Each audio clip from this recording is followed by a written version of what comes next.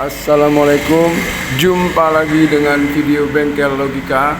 Pada video ini kita coba bahas tentang sebuah TV 21 inci TV tabung, di mana layarnya mengecil seperti ini.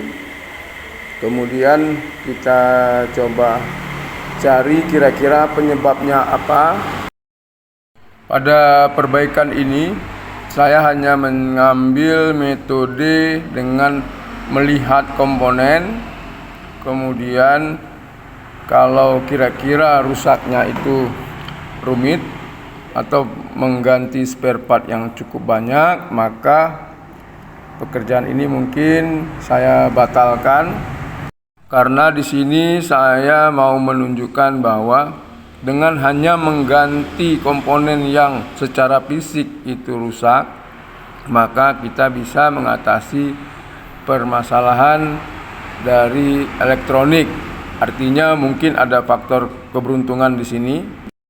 Pengamatan pertama saya adalah dengan melihat komponen-komponen yang kira-kira menjadi penyebab layar menyempit. Itu biasanya adanya nilai kapasitansi atau kapasitor yang kurang, ataupun ada nilai resistor yang bermasalah, naik ataupun turun terlalu jauh. Nah, jadi di sini masing-masing komponen kita amati, kita lihat bentuk fisik mana kapasitor yang kembung atau mana komponen-komponen yang lain ada dampak seperti terbakar. Nah, di sini ternyata ada beberapa komponen yang kembung. Lalu saya ganti dengan nilai yang sama. Kalau kita mengganti dengan nilai yang tidak sama, maka ambil kira-kira toleransi nilai besarnya berapa, lalu nilai kecilnya berapa. Seperti misalnya sebuah kapasitor. Kapasitor itu mempunyai nilai mikrofarad, lalu mempunyai tegangan kerja. Nah, kalau misalnya ada komponen yang susah dicari, katakanlah nilainya 330 mikrofarad, maka kita bisa ganti dengan nilai 470 mikrofarad. Lalu kalau ada nilai tegangannya katakanlah 16 volt, maka bisa kita ganti dengan yang 25 volt. Tetapi tidak boleh kita mengganti nilai tegangan kapasitor lebih kecil, karena bisa merusak. Kapasitor itu punya nilai tegangan, biasanya kalau tegangan inputnya 16 volt, maka kita gunakan kapasitor yang 25 volt ataupun 50 volt. Jika lebih rendah, maka kita bisa memasang kapasitor dengan nilai yang lebih rendah. Sedangkan mikrofarad pada sebuah kapasitor fungsinya adalah sebagai filter, di mana pabrik sudah menyesuaikan, sudah mengukur bentuk gelombang yang bisa menyebabkan dari nilai kapasitor itu tegangannya menjadi stabil DC untuk sebuah kapasitor yang berfungsi sebagai filter sinyal AC yang lewat melalui sistem tegangan DC. Tetapi kalau untuk sistem penala frekuensi ataupun sistem pengcounter frekuensi, maka nilainya sebaiknya digunakan dengan nilai yang sama, karena itu dipasang pada PCB oleh pabrik sudah sesuai dengan analisa laboratorium mereka. Ada 3 buah kapasitor yang di situ terlihat kembung atasnya. Kemudian saya ukur. Nah, metode ukurnya ada pada video saya mengenai kapasitor.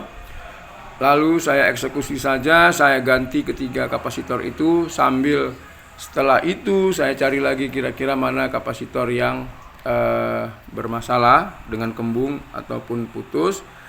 Ternyata hanya 3 komponen itu saja. Lalu saya coba nyalakan televisi, ternyata tidak berdampak. Hasil karena ada masalah lain, yaitu adanya rangkaian yang sudah dijumper oleh teknisi berikutnya. Mungkin saja jalur PCB-nya sudah putus, maka dijumper dengan kawat di belakang. Nah, itu juga karena terbakar, maka kita mulai bingung komponen nilai berapa yang harus kita pasang. Kemudian untuk mendapatkan nilai itu kita bisa mencari dari internet data sheet-nya atau diagramnya. Nah, jika tidak ada, maka kita coba saja melihat dari rangkaian itu fungsi dari resistor yang terbakar itu. Di sini terlihat bahwa karena adanya dioda jener, maka fungsinya adalah sebagai pembagi tegangan, dan saya putuskan untuk mengambil nilai 220 ohm dengan cara kita ganti komponen terbakar tersebut. Nah, lalu kenapa saya ambil 220 ohm? Karena di situ saya lihat ring kerjanya tidak tinggi, yaitu 12 volt. Maka dari mana saya tahu itu 12 volt? Dari melihat nilai kapasitornya, nilai tegangan kapasitor. Jadi kalau tegangan kapasitor 16 volt, kemungkinan di situ kerjanya adalah 12 volt. Setelah semua komponen saya ganti, maka saya coba nyalakan televisinya. Alhamdulillah, TV ini sudah menyala normal. Tinggal kita atur warna atau pencerahannya dengan memutar fokus dan screen dari playback. Dan project kita ini berhasil, artinya saya masih beruntung dengan hanya mengganti dengan cara mengamati dan melihat komponen-komponen yang rusak. Terima kasih sudah menonton, semoga bermanfaat. Assalamualaikum.